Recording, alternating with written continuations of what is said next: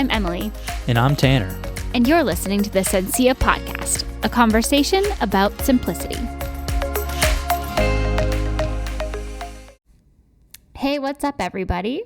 We hope you've had an awesome week. Today, we're here to talk to you about a topic that we really care about a lot, and that we hope we can kind of combat by moving on to a tiny sailboat, and that is consumer culture. So we are going to kind of discuss what consumerism is and how we plan to combat it, and kind of how creativity plays into that. So here we go. Tanner, what do you think consumerism is? Talk to us about consumerism. So I did a little research, found the definition because I didn't know off the top of my head exactly what it was. But consumerism is the idea that increasing consumption of goods and services purchased in the market is always a desirable goal, and that a person's well-being and happiness depends fundamentally on obtaining consumer goods and material possessions. Consumerism refers to a tendency of people living in a capitalist economy to engage in a lifestyle of excessive materialism that revolves around reflexive, wasteful, or conspicuous overconsumption. In this sense, consumerism is widely understood to contribute to the destruction of traditional values and ways of life, exploitation of consumers by big business, environmental degradation, and negative psychological effects. So, what do you think some of the advantages and disadvantages are for consumerism?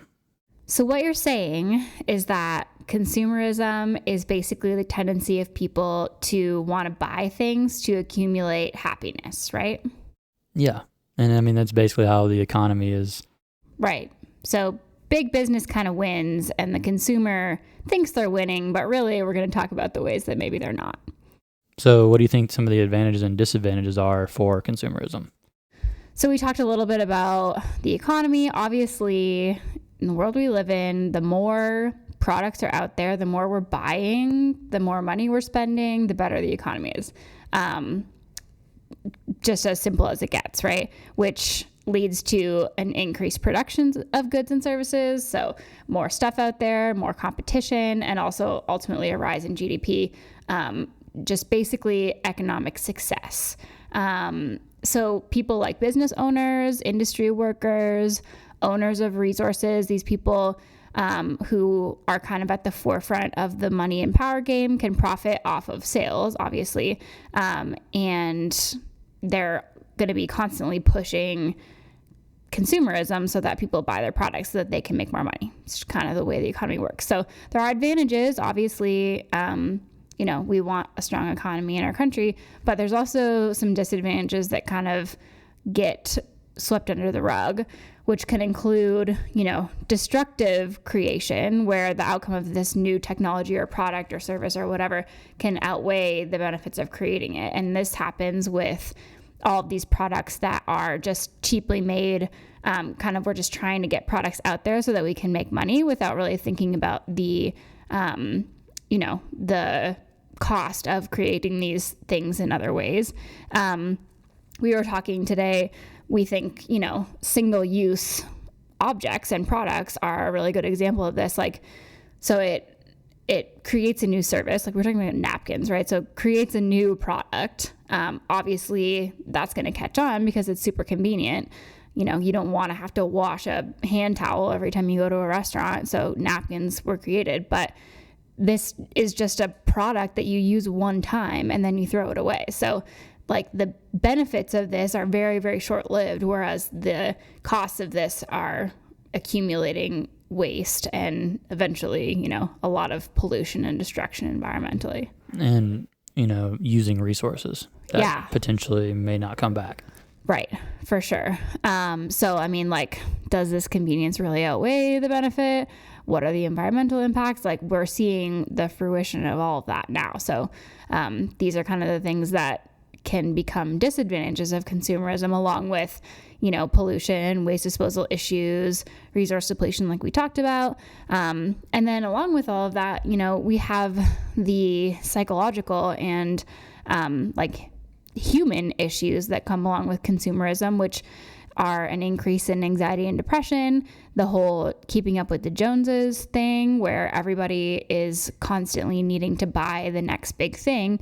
And like Tanner talked about in the beginning in the definition, the tendency to buy things in search for happiness.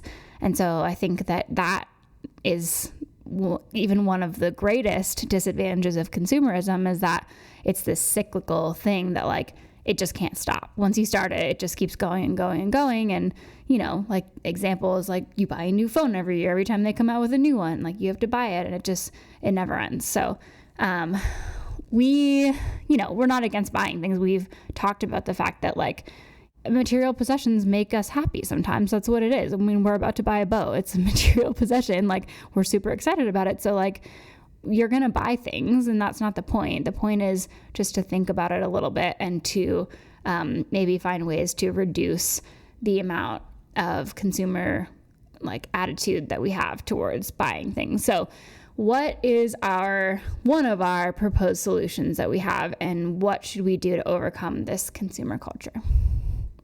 I would say creation. Yeah. And I don't necessarily mean creating things from the ground up, but, recycling old items and reusing them, recreating things. I think that's pretty awesome.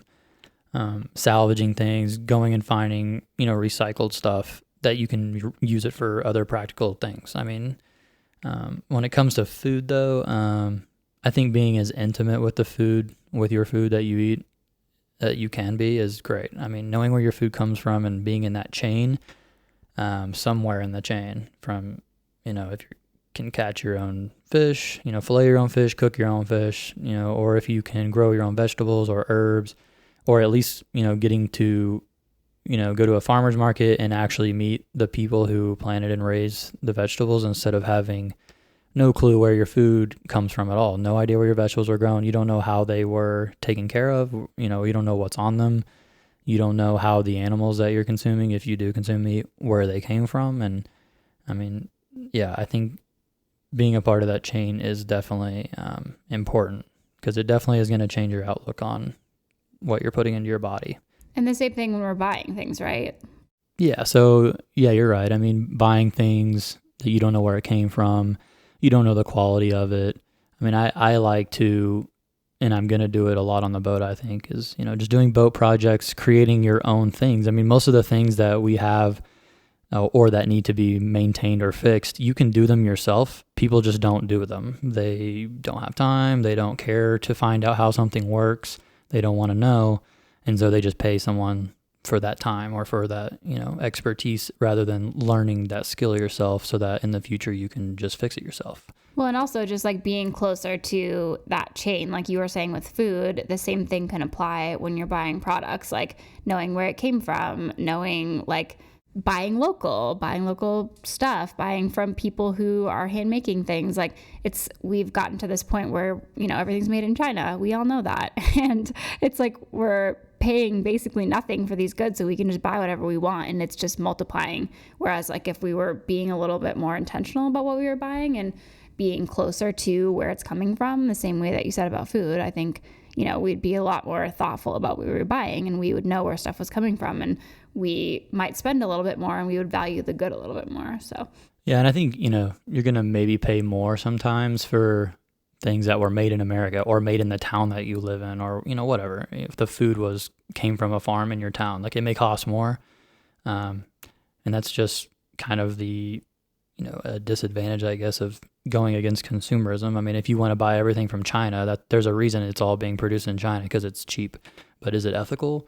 Do you know who is creating those things? Do you know the material it's made out of? I mean, that's a decision that you have to make for yourself, something that I need to look at more of. But yeah, those types of things are important, especially if you want to support local businesses, local farmers and things like that. So supporting creation, I think, is even just as important as creating things yourself, like supporting people who deserve your support, not supporting people who make things unethically and not buying the cheapest thing because it's gonna break or it's gonna fall apart and you're gonna throw it away and contribute even more to that waste factor. So people who, refurbish things, buying things from thrift stores, just things like that. It can apply to a lot of different things in life.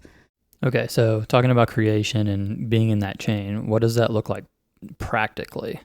Yeah, so like I was kind of saying, we were just talking at dinner tonight actually about how different the world would look if the goal of everything we were doing, of societies and businesses, was to create quality, multifunctionality, and things that would last a long time, versus what it is now of like creating products for the cost factor and not caring if they don't last a long time, because then you're just going to go buy it again and they're going to make more money off of it.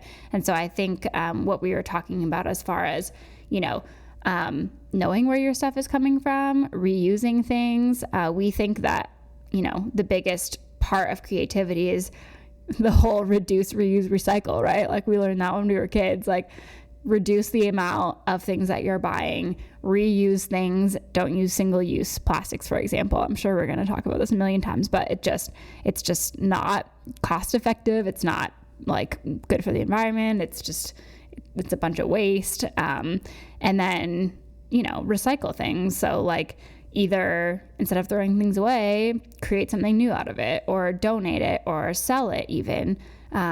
Just don't just throw things away because you're done with them, right? Another thing I was thinking when I think of like creation over consumption is social media, which is this huge part of our life these days. And if you can use social media as a creative outlet and focus on the things you're creating over the things you're consuming, I think it would be a much healthier environment and atmosphere that we have with social media. Like, for example, we're all sitting there scrolling through our Instagram pages, and I'm guilty of it too. Like, I understand it's an addictive thing, and they do that on purpose, right? But like, what if I made it intentional and I spent more time creating things on social media that were productive and good for the world and actually like had a positive message, versus just sitting there scrolling through something. And I think this can apply to a lot of things, like sitting there watching TV or just consuming, versus like putting out good things into the world and making the world a better place. So I think it doesn't just apply to like material goods, it applies to like just everything in life. Just try to create more than you consume. And I don't mean like create useless things, right? We're talking about positive content. We're talking about creative, like building things and, products that will help people. We're not talking about just creating, anything just to put out products into the world, because that's kind of what consumerism is that we're against. But another thing could be like buying only what you need. So we were listening to a podcast today, the Minimalist Vegan podcast, and they were talking about doing like a wish list, like having a list of all the things you want in your phone or something. And like when you're about to buy something, check your wish list and be like, oh, like this isn't on there. There's all these other things that I want that I should probably buy, or that I need that I should probably buy before this random thing that popped up on my Instagram that I think looks cool, right?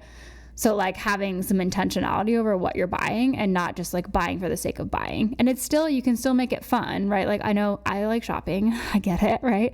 But like if you have these things that you need on this list, then when you go shopping, you can buy those things versus just like buying whatever looks nice, right? So just a little bit more intentionality of it. So speaking of creation, what are some experiences that you've had creating or reusing or whatever, recycling something, and how does that make you feel versus just buying something at the store?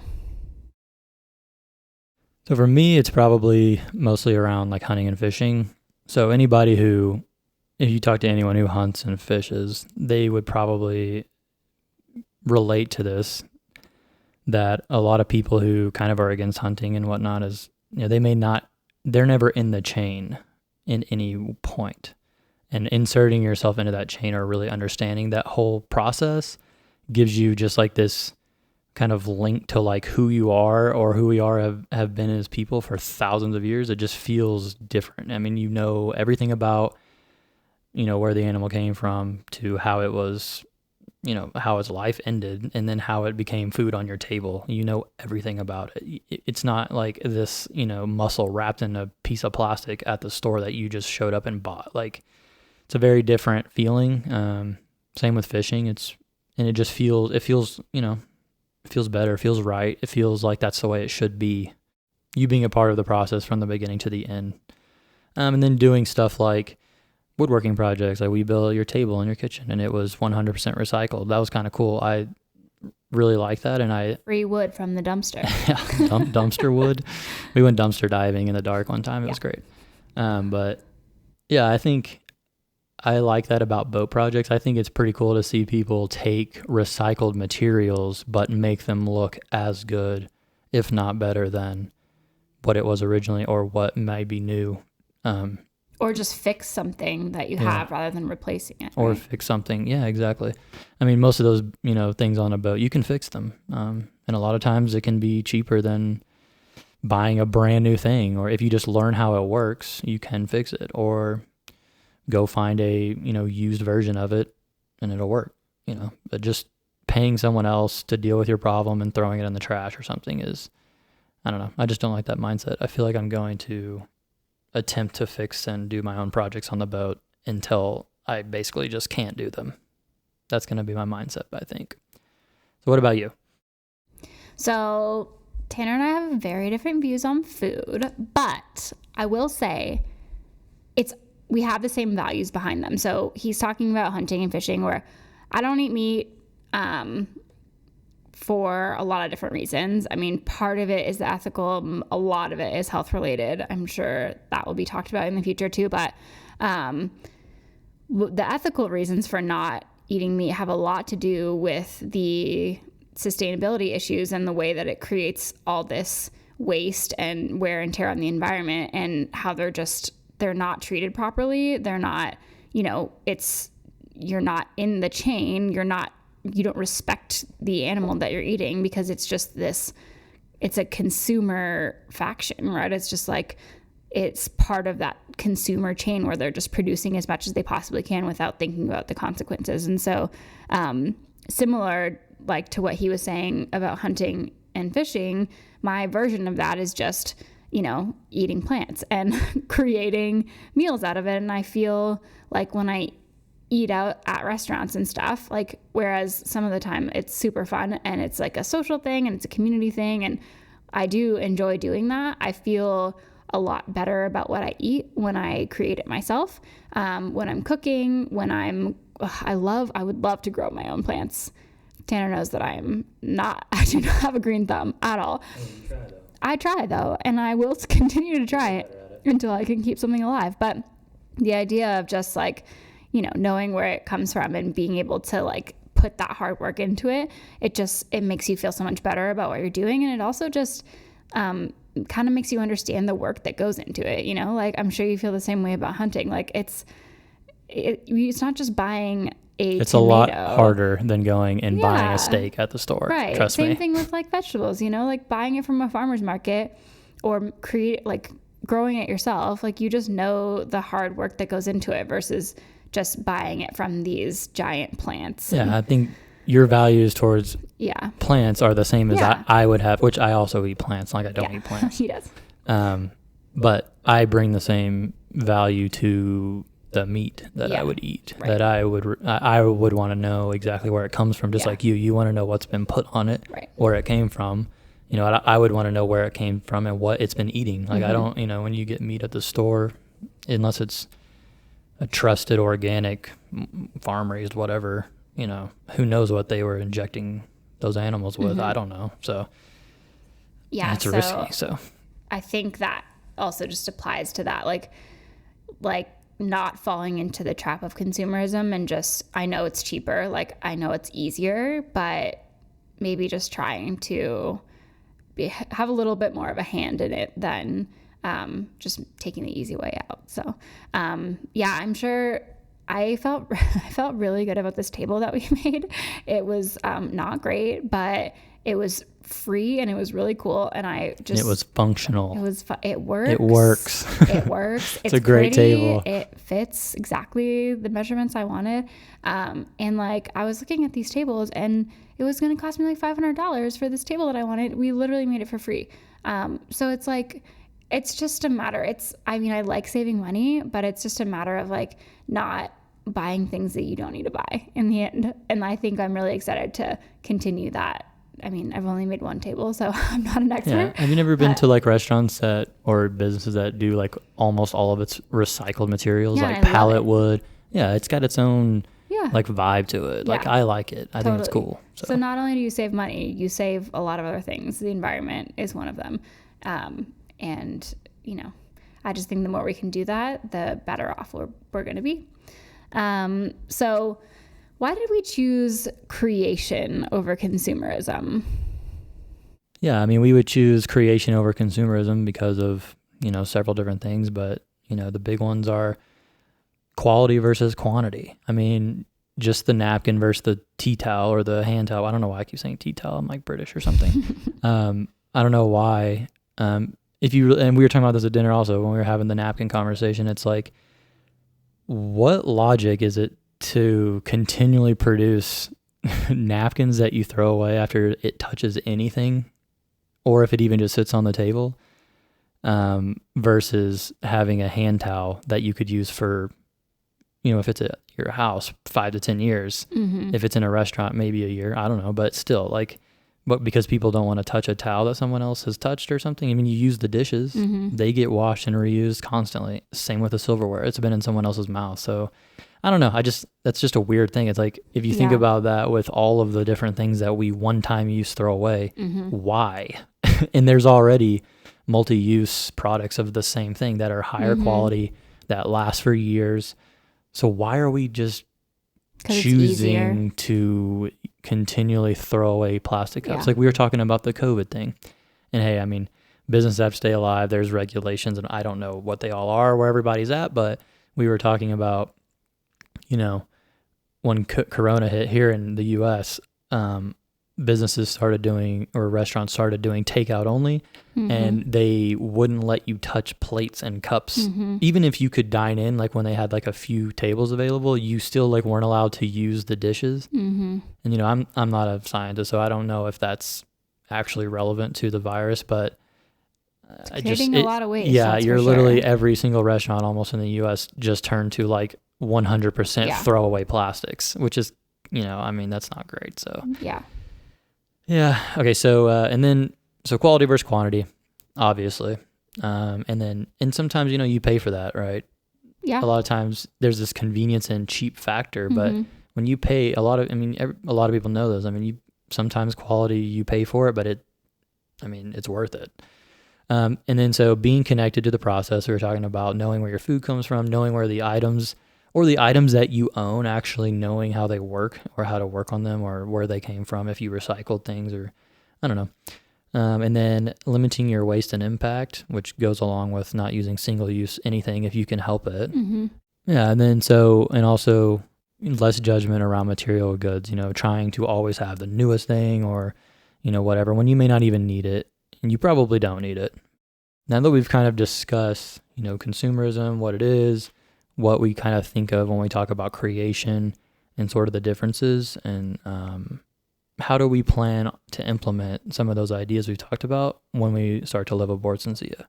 Yeah, so we've talked about a couple of these things, but we really want to drastically limit the amount of single-use things that we have. And I mean, obviously it's necessary because we're going to be living on a boat and we're not going to have unlimited trash can space or anything like that. But or also, space period. Yeah, just space period. Like we want things that are going to last over time. We're not going to have access to just buy whatever we need all the time.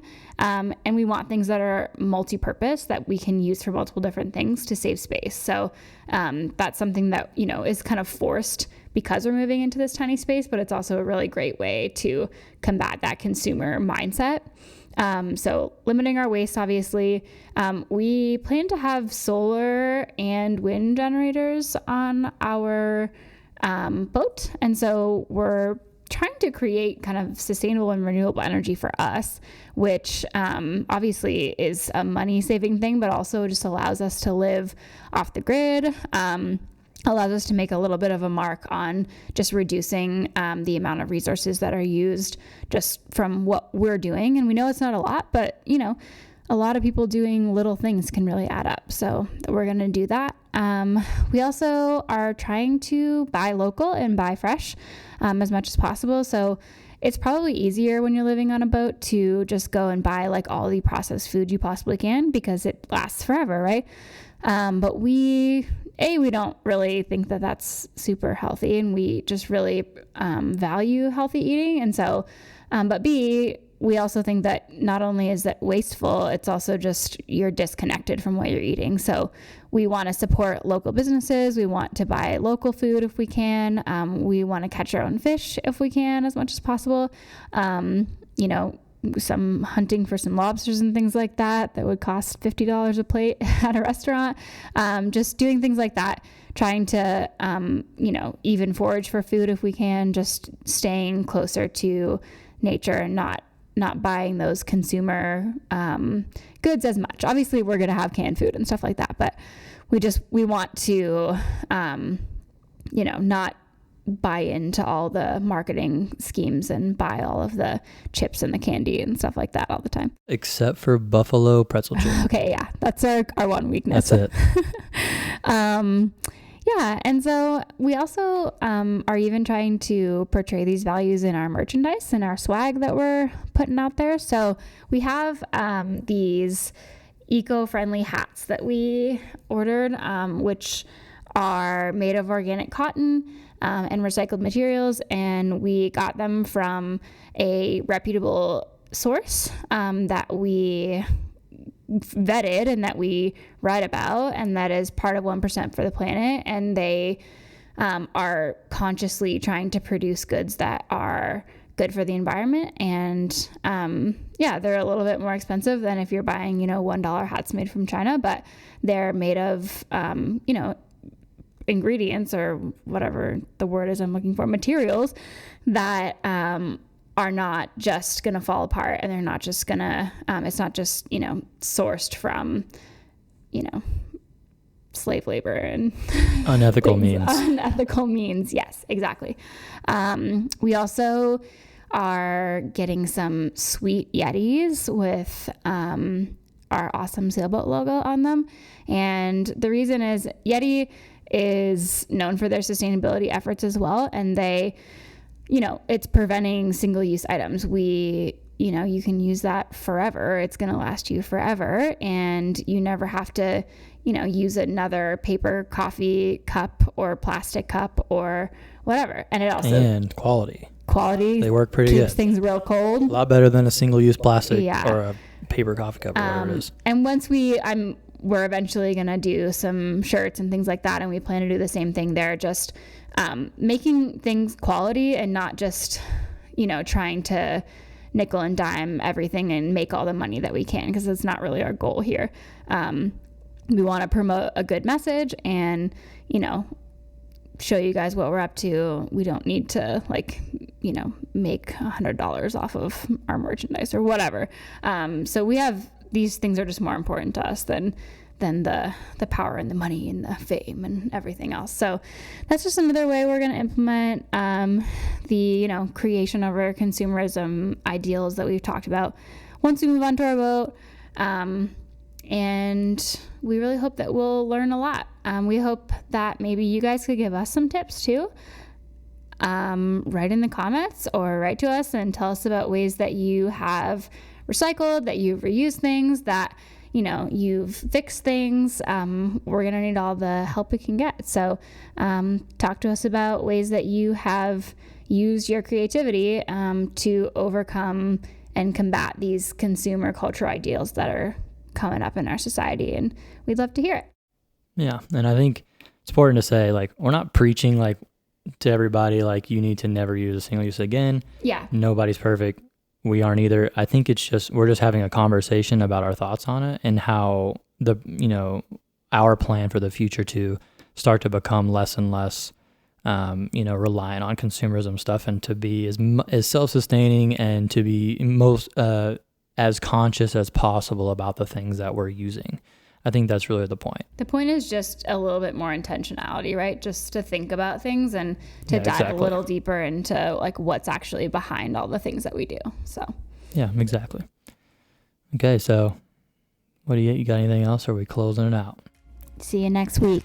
Peace. Hey, thanks everybody for tuning in to another episode of the Sencilla podcast. Please like, rate, comment, or share if you enjoyed the episode. If you'd like to support us, you can by subscribing to our YouTube channel or Patreon, where you can get some additional content and some cool swag. Check out our website at sailingsencilla.com, where you can learn more about us and our mission, and links to all the content we produce each week. Thanks again for tuning in, and we'll catch you next time.